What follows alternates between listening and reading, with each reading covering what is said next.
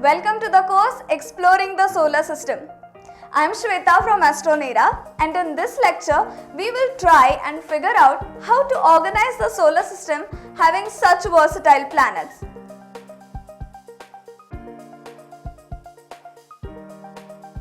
Each of the planets that orbits the Sun is unique. Only Earth has liquid water and the atmosphere we can breathe in. Only Venus has thick cloud layer of sulfuric acid. Only Jupiter has a big mysterious red eye and immense storm systems.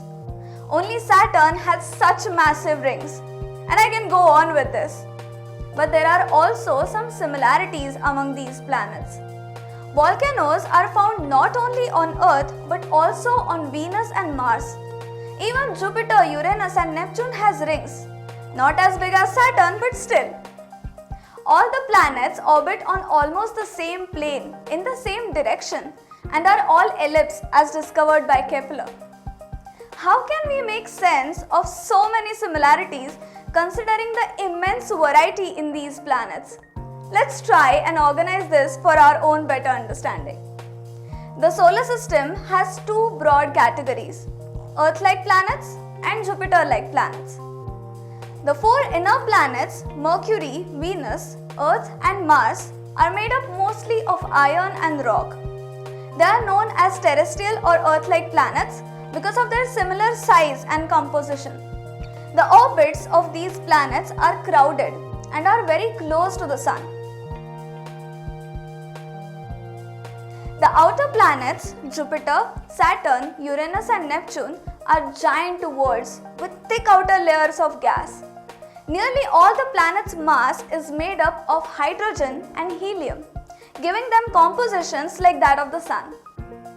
Beneath these outer layers, they have no solid surfaces. The pressure from their thick atmospheres liquefy their insides, although they might have rocky cores. Their orbits are widely spread at the great distances from the Sun. Now that we have some understanding of the planets in our solar system, let's turn towards their moons, which we also know as their natural satellites.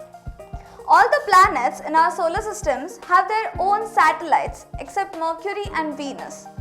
However, from all the remaining 6 planets, we get at least 170 satellites, and none of them is not even closely similar to our own Earth's moon.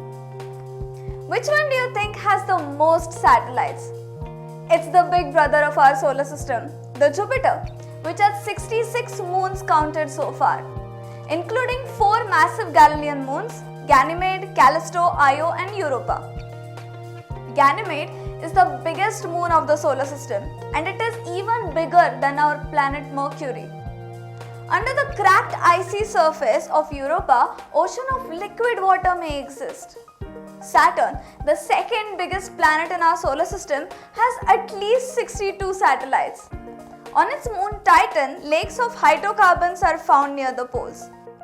These hydrocarbons are primary source of energy on the Earth. Uranus has 27 and Neptune has at least 23 moons. As our telescopes keep improving, we will probably find dozens of other small satellites. Do you think that the moons are at the smaller end of our solar system? What is even smaller than the moons?